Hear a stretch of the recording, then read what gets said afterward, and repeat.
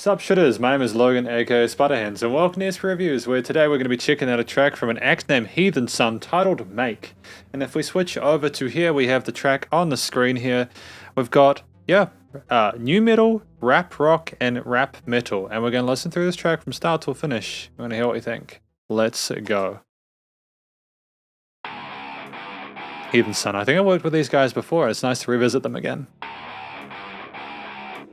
I like that early 2000s kind of new metal kind of vibe to it. We'll see if it goes heavier than that or if it stays with it. Yeah, either way, it's fine.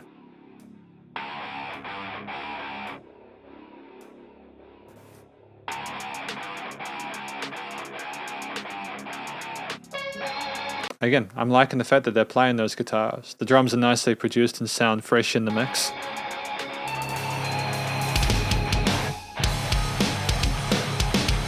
Definitely that early 2000s new metal kind of Limp Bizkit kind of vibe. Like, I know there's more bands from that, but whenever I think of that era, like I grew up in that point in time is what I kind of relate it to.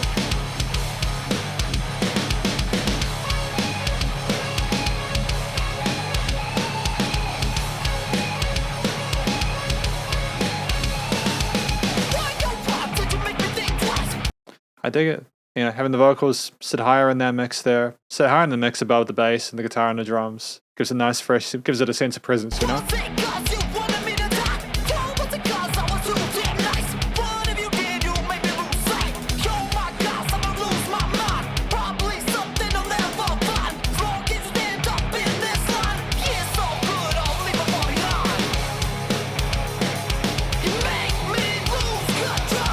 Part of me wants to say, yo, the guitar needs a bit more oomph, but I'm not sure where you'd put that in the EQ spectrum. I'd say maybe like the low or the mids, but then we were trying to keep it like the rap and hip-hop oriented part as well, you know. It's all about finding the equilibrium, that balance within a track and the sound that you're going for.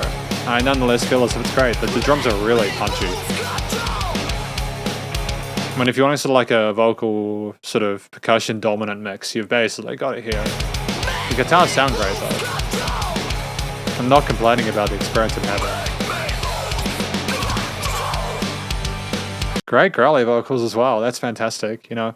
It's not easy to get a really convincing tone from that, but I like that we upped the ante a little bit there, had a bit of vocal fry in there. Good choice.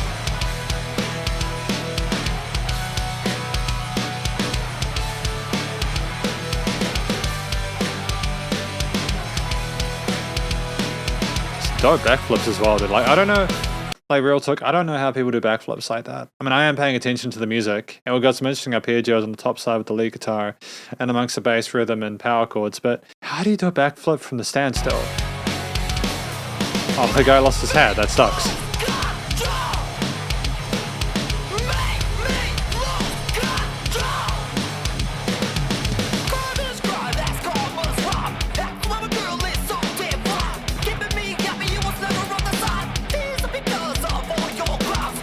Nice vocal modulation here. I'm not really sure like how to initially interpret that, but it's almost more musical than anything else. And I know that we're talking about music, therefore, is it not inherently musical? I know sometimes it's less melodic or harmonic, but we've got like sort of a slidey modulation going on in some parts, which is a nice twist from the majority of the time where we don't have it, you know. It's fairly dry otherwise in the effects change.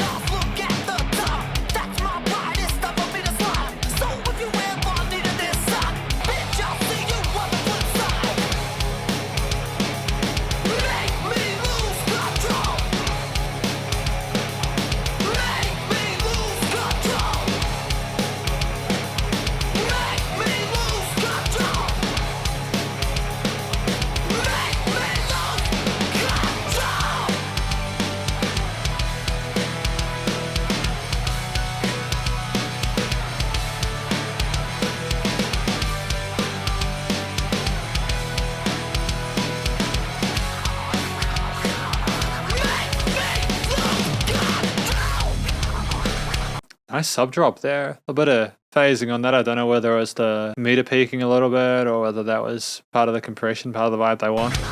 Either way, it's great. The turntablism here is a fun introduction here. We haven't had it until now, I don't think. Nice bit of development later in the game.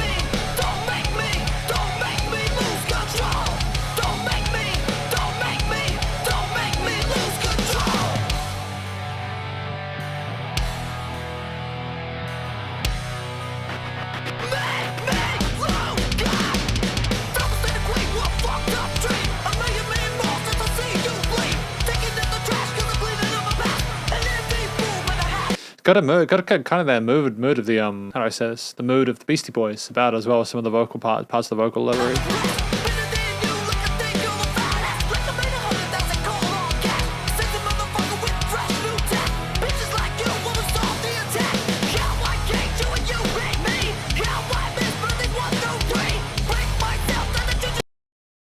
Miss Birthday's 1 to 3, so are we to assume that there's a child involved in here?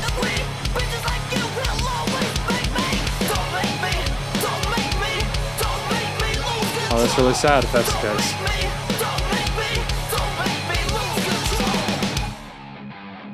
Nice panning of the rhythm guitars there on either side. YouTube got a little bit ahead of the game for a minute and decided that I wanted to watch another video when I didn't. I suppose it could potentially disable autoplay, but I actually thought I had. So it was on, so I've turned it off now. Anyways, this is my review of Heathensun's Make. Or rather the conclusion of it, I suppose. Story, I think it was about someone who made this person lose control, drove them nuts, manipulated them or coerced them into performing acts which they were not necessarily proud of in retrospect, and basically it's about someone being kind of baited and pissed off by another person. The turmoil that they go through there, you know.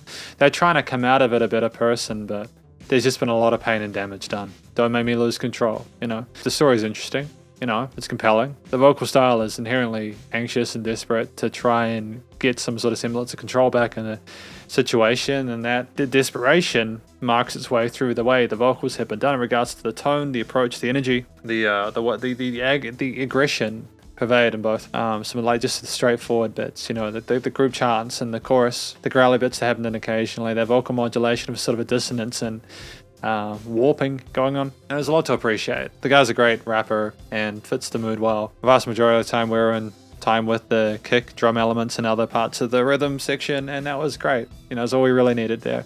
Having it a little bit outside of that, a little bit topsy-turvy is also sometimes a good thing, because it just reminds everyone that you're not just keying everything in by the numbers, you know. It's more of an organic performance. The structure of this track, I believe it was simply like verse, chorus for like an interlude section of some instrumental parts. There's instrumental breaks, you know, with the verse, with the intro and chorus intro and outro rather, to have us come in and out. I liked that we had that much in the sub 4 minute track. I believe we used that real estate really well, and the instrumental parts with like the turntablism that came in later on top of like the guitar, the bass, the drums, synth parts, maybe some lead guitar parts, and the vocals and everything else.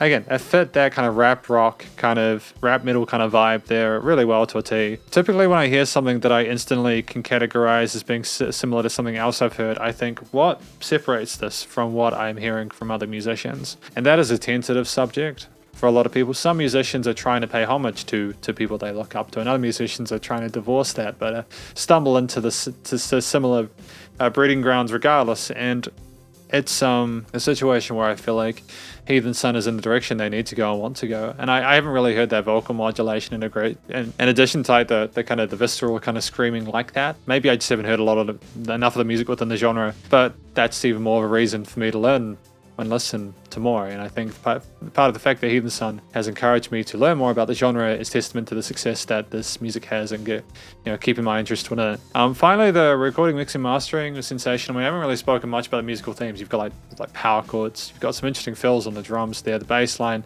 nice supportive of the kicks and rhythm section with the sidechaining done well with those lower parts of that section. And then, those interesting occasional kind of ambient lead lines there that arpeggiate and are often in time with the vocal parts, slows down the vocal occasionally when we're not going for those verse lines, and a great sense of unison encompasses the entire experience. It's very professional sounding. I think that we're in the right direction here with this, So now to get back to the production, the recording, mixing, and mastering. The only thing I would say, like the EQing, the stereo panning, the effects chains, and limited compression, and all that kind of stuff is fantastic, and there's enough change arrangement-wise throughout it. It just seemed like it was kind of empty sounding. I'm not sure if that's a deliberate thing that they were going for there. It sounded like they carved out the mids and those guitars, those rhythm guitars. And the unfortunate thing that can occur, and this is purely a subjective thing, of course, is that it sounds thinner.